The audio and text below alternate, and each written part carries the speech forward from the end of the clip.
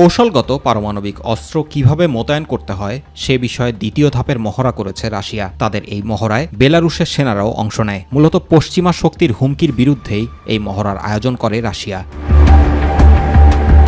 রাশিয়ার দাবি, ইউক্রেনকে বিলিয়ন বিলিয়ন ডলারের অস্ত্র সরবরাহের মাধ্যমে যুক্তরাষ্ট্র ও ইউরোপীয় মিত্ররা বিশ্বকে পারমাণবিক যুদ্ধের দ্বারপ্রান্তে নিয়ে যাচ্ছে, কারণ তাদের সরবরাহ করা অস্ত্র রাশিয়ার ভূখণ্ডে ব্যবহৃত হচ্ছে।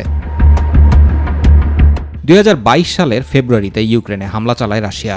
এরপর থেকেই রুশ প্রেসিডেন্ট ভ্লাদিমির পুতিন পারমাণবিক অস্ত্র ব্যবহারের হুমকি দিয়ে আসছেন।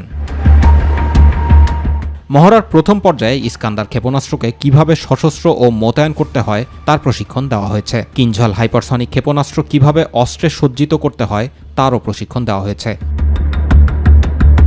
রাশিয়ার প্রতিরক্ষা মন্ত্রণালয় জানিয়েছে, দ্বিতীয় ধাপে রাশিয়ার সেনাদের সঙ্গে বেলারুশের সেনারা অংশ নেয়। এতে কৌশলগত পারমাণবিক অস্ত্রের মোতায়েন নিয়ে অনুশীলন হয়। মহড়ার বিষয়ে প্রশ্ন করা হলে ক্রেমলিনের মুখপাত্র দিমিত্রি পেসকভ বলেছেন, পরিস্থিতি উত্তেজনাকর। ইউরোপীয় ইউনিয়ন ও ওয়াশিংটন যে পদক্ষেপ নিচ্ছে তা উস্কানিমূলক। জুবার রহমান, মাই টিভি নিউজ।